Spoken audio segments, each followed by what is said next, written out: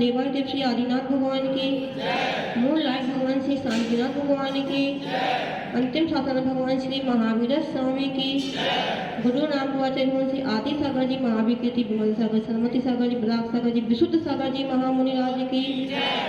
हे धरती के देव दिगंबर तुम्हें नमन मेरा, तेरे पद चिन्हों पर गुरु बर रहे गमन मेरा। चेतन मूलाचार तुम्हें हो, समय सार तुम हो, कुंद कुंद के नियम निभाते नियम सार तुम हो। हे धरती के देव दिगंबर तुम्हें नमन मेरा, तेरे पद चिन्हों पे गुरु बर रहे गमन मेरा। तो प्रभु आचार्य भगवान श्री सुंदर सागर जी महाराज की, प्रभु आचार्य भगवान श्री विभव सागर जी महाराज की, 3 कम 9 करोड़ महामुनि राजों की, 12 दिनवाणी माता की। आचार्य श्री के चरणों में नमस्ते, सभी मुनि राजा के चरणों में नमस्ते, सभी माता जी को वंदन। समय से पहले और भाग्य से अधिक किसी को कुछ नहीं मिलता। एक समय था कि जब राम का अभिषेक होने की घोषणा हो गई थी। जैसे ही दूसरा समय आया कि राम को वनवास की घोषणा हो, समय अपने समय से चलता है। वह राम जिसका राज्याभिषेक होना था, जो राजा बनने जा रहा था, एक क्षण में क्या हो गया? रंक बन गया। जिसके पास पूरा राज्य मिलने वाला था, जो राज्य का अधिपति बनने वाला था, जिसके पास पूरी सेना, चतुरंगी सेना मिलने वाली थी, जिसको सिंहासन मिलने वाला था, और एक क्षण पश्चात उसको इतना ही सब बोला कि यह सिंहासन, यह राज्य अभिषेक भरत का होगा। कुछ नहीं बोला था। राजा दशरथ ने उनको ये नहीं बोला था कि तुम वनवास दो, सिर्फ इतना बोला था कि मैंने जो केकई को वचन दिया है, उस वचन का पालन करने के लिए मैं भरत को राज देता हूँ। बस कैसा भाग्य बदला, समय बदला कि उनको वनवास मिल गया। ऐसे ही कहानी हमारी भी है। हम सभी चाहते तो हैं कि हमारे पास बहुत सारा धन हो, हम सभी धन को चाहते हैं, लेकिन धन के लिए पुरुषार्थ नहीं। पिछले जन्म में जो राम ने पुण्य किया था, उसके कारण वह कहाँ उत्पन्न हुए? राजघराने में उत्पन्न हुए। लेकिन कुछ ऐसे भी कर्म किए थे कि जिसके कारण वह राज्य उनको नहीं मिल पाया। लेकिन उनके पास पिछला इतना पुण्य था कि वो जहाँ भी जाते थे वहाँ उनकी व्यवस्था बन जाती थी। उन्हें अपने पुण्य पर विश्वास था, श्रद्धा थी, आस्था थी।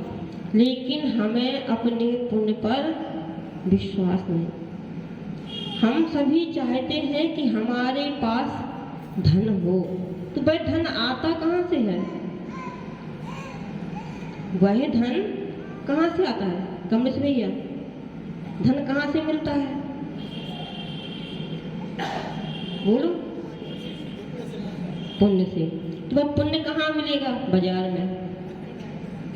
किसी की दुकान पे पुण्य मिलता होगा तो वहां जाके ले आएंगे।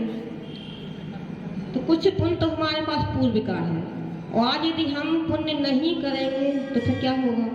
जो पूर्व का पुण्य है उसकी वजह से हम आज क्या कर रहे हैं? अच्छे परिवार में उत्पन्न हो गए, अच्छा हमारे पास पैसा है।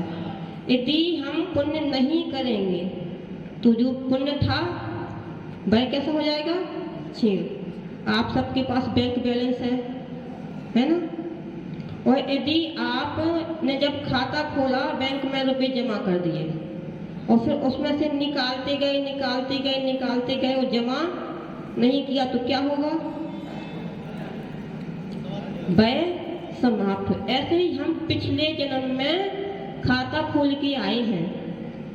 जितना हमने पुण्य किया था तो हमने एक खाता खोला था पुण्य का, उस पुण्य में से हम निकालते जाएं और नया पुण्य ना करें तो वह पुण्य भी समाप्त हो जाए। जब पुण्य समाप्त हो जाएगा तो हमारे पास क्या बचेगा? तो हमें जब पैसा कमाना है तो उसके लिए क्या करना होगा? पुण्य करना होगा। तो पुण्य कैसे होगा? भगवान की भक्ति करने से ही पुण्य की प्राप्ति होगी। देव, शास्त्र, गुरु तीन ही ऐसे हैं जिनकी भक्ति करके हम पुण्य का अर्जन कर सकते हैं। यदि हमें वास्तविकता में पैसा कमाना है, अच्छा अभी अब सबके पास पैसा है ना? सबके पास कितना पैसा है कि हमारा पूरा जीवन आराम से गुजर सकता? कोई व्यक्ति ऐसा है जिसके पास पैसा ना हो? धर्मेंद्र भैया, आपके पास पैसा है? हैं? इतना पैसा है कि आप अपना जीवन निकाल सकते, फिर भी आप कमाई रहे हैं। क्यों? क्योंकि हमें चिंता है कि हमारे बाद क्या होगा। क्या उस बच्चे का पुण्य नहीं होगा? लेकिन फिर भी हमें पुण्य पर विश्वास ही नहीं है और हम और कमाते जाते और पाप कमाते जाते। पुण्य के साथ साथ हम पाप भी कमा रहे हैं, क्योंकि जितना हम अधिक पैसा कमाएंगे उतना परिग्रह बढ़ेगा। तो जितना परिग्रह बढ़ेगा उतना पाप हो। जो घर में जितने भी बच्चे हैं सब अपना अपना पुण्य लेके आते हैं। जब आपके पिताजी थे, यदि वो नहीं कमाते तो क्या आप भूखे रहते यार? आपका पुण्य था कि नहीं था? हमारा पुण्य है, लेकिन हमें उस पुण्य पर विश्वास ही नहीं है। हम अपने पुण्य पर भी विश्वास नहीं है और दूसरे के पुण्य पर भी विश्वास नहीं है। तो हमें पुण्य कैसे मिलेगा? आप अभिषेक करते हो तो उससे पुण्य मिलेगा कि नहीं मिलेगा? लेकिन अभिषेक के लिए तो समय ही नहीं है हमारे पास। हम क्या सोचते हैं, जब हमें कहीं बाहर जाना, यदि आपको दुकान जाना है या फिर नौकरी पर जाना है या सर्वे या किसी की शादी में जाना है, किसी से मिलने जाना है, हमारे पास पर्याप्त समय है। यदि सुबह 5 बजे की बस है तो हम 4 बजे उठ कर तैयार हो जाएंगे, क्योंकि हमें अपने संबंध खराब नहीं करना है। और यदि मंदिर में अभिषेक 8 बजे होना है तो इतनी ठंडी का समय है, कौन मंदिर जाए? अभिषेक तो कोई दूसरा भी कर लेगा, हम कल जाके कर लेंगे, क्योंकि हमारे पास किसी चीज की कमी नहीं है, हमारे पास पर्याप्त है, हमें किसी चीज की आवश्यकता नहीं है। लेकिन कभी हमने यह नहीं सोचा कि जिन राम को अभिषेक होने वाला था उनका पुण्य भी एक क्षण में बदल गया और वह वनवास चले। कहीं ऐसा पुण्य हमारा ना बदल जाए, इसके लिए हमें क्या करना होगा? देव, शास्त्र, गुरु की भक्ति। तो देव, शास्त्र, गुरु की भक्ति हम कैसे करेंगे? हम पूजन करेंगे, अभिषेक करेंगे, स्वाध्याय करेंगे, तभी हमारा पुण्य बढ़ सकता है। यदि हम चाहें कि हम बिस्तर पर सोते रहें और हमारा पुण्य बढ़ता रहे तो वह असंभव है। वह तो राम थे कि वह जहाँ जाते थे वहाँ उनकी व्यवस्था बन जाती थी। इतना पुण्य हमारा नहीं है कि हम बिस्तर पर सोते रहें और हमारी व्यवस्था बन, कुछ दिन तक चलेगा, लेकिन जैसे ही बैंक बैलेंस खत्म होगा हमारा पुण्य भी क्षीण हो जाएगा। फिर हम क्या हो जाएंगे? एक व्यक्ति ने एक दूसरे व्यक्ति से पूछा कि भगवान क्या करता है? जब वह व्यक्ति बोला कि यदि तुम्हारे घर पे कोई मेहमान हो तो तुम क्या करते हो? बोले उसको हम सम्मान देते हैं। तो बोले ऐसा करो, तुम खड़े हो और नीचे बैठ जाओ। वो वह जाकर के उसके आसन पे बैठ गया। क्या किया उसने? उस जिस व्यक्ति से पूछा था उस व्यक्ति ने उत्तर दिया कि जब तुम्हारे घर पे कोई मेहमान आता है तो तब तुम क्या करते हो? तो क्या करते आप लोग मेहमान आता तो?